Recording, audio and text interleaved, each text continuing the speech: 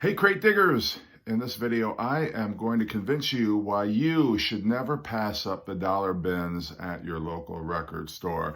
Now don't sit here and try to tell me I'm too good for the dollar bin. I've got money to spend. Why would I ever go to the dollar bin? Well, if you're like me, you don't have a lot of money to spend. And so you want to be very economical. You want to make the most of your trip to the record store. So why should I head to the dollar bin first? Why should I even give the dollar bin my attention?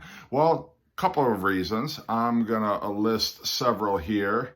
I don't know if you're like me, but I am always looking to upgrade my record sleeves. And it's a little thing we call Frankensteining the perfect album together.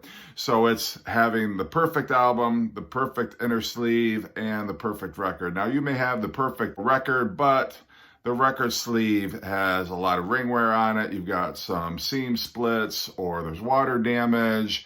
And so you may be looking to replace that record sleeve. Well, you might be surprised what you find in the dollar bin, because you might find that exact album and the record might be all scratched up to hell, but the sleeve might have the shrink on it. And that's why it's in the dollar bin, because the record is too scratched up. But you can find actually some very excellent condition sleeves. Even if the record's banged up, what does it matter? You already got the record. So that's what I'm talking about when I say we Frankenstein albums together.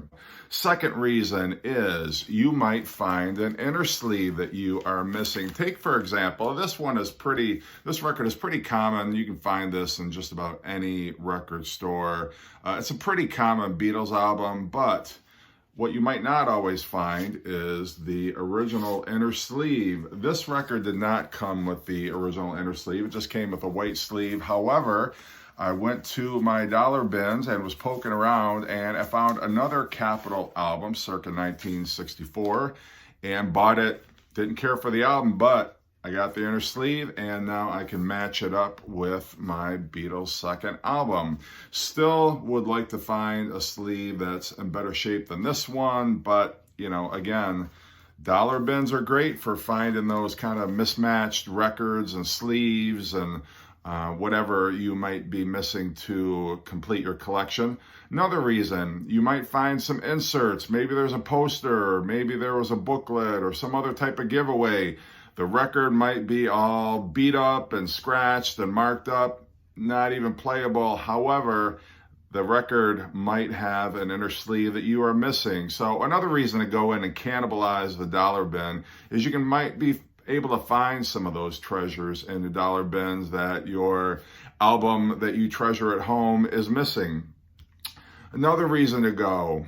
You might be on the lookout for an album that you didn't realize you needed or wanted, but there it is for $1.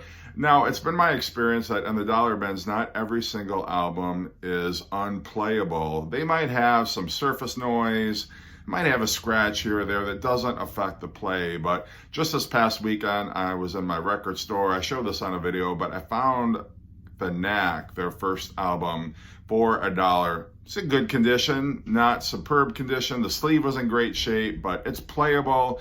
Not a lot of surface noise. It was just in there because every record store has more Knack albums than they know what to do with. And sometimes they stick some of that overflow into the dollar bin. The ones that are in less great shape, let's say, find their way into the dollar bin. So you might find some of those that the general public doesn't care that much for, or the market, the stores are oversaturated with a particular album. For instance, you probably have seen a lot of Chicago albums in the dollar bins. They're in great shape, but every album or every store is overflowing with Chicago. They're overflowing with Peter Frampton. They're overflowing with Seals and Croft and, you know, whoever it might be. But those are still some great places to pick up some of those, albums to complete your collection that you really don't want to spend full price. Next reason, a placeholder. Now, also last time when I was at the record store, I found Alice Cooper's School's Out. Now, is it the perfect copy of Alice Cooper School's Out? No, but it will do until I find a better copy. And so right now it's just kind of holding that place. If I find a better copy, I'm going to get it and, might just display the old copy that I had.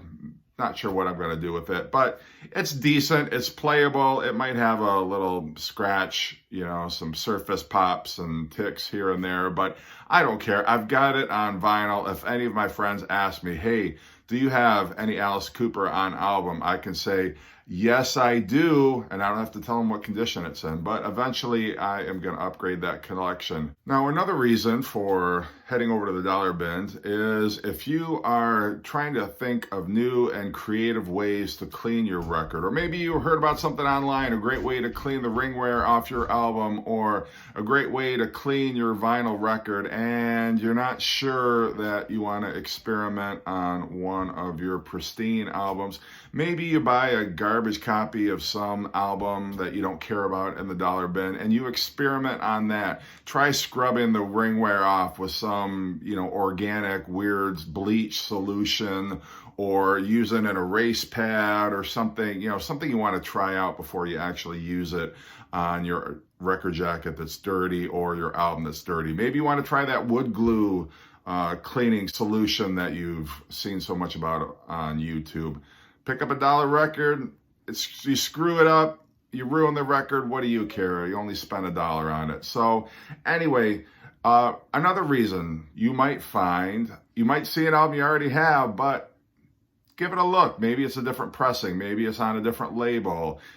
I'm a big Beatles fan. There are so many different Capitol labels out there that you might find a record you didn't have on that particular label. If you're interested in collecting the different labels or different pressings, you might find one in the dollar bin. No, it won't be in excellent shape, but still, if you're like me, you don't care. Maybe at some later point, you'll pick up that same pressing in better condition, but it's the collector in me. Sometimes I'll pick something up that's not in the greatest shape, and hopefully down the line, I find one that's in better shape. But until then, at least I've got it. So that is my advice to you. Hopefully I've given you second thoughts about passing up the dollar bin when you are at your local record store. Just some ideas I had why I never am too good to crate dig through the dollar record bins. All right, everybody take care. And if you're not yet a subscriber and you like my content, please make sure you hit subscribe. And as always, take care.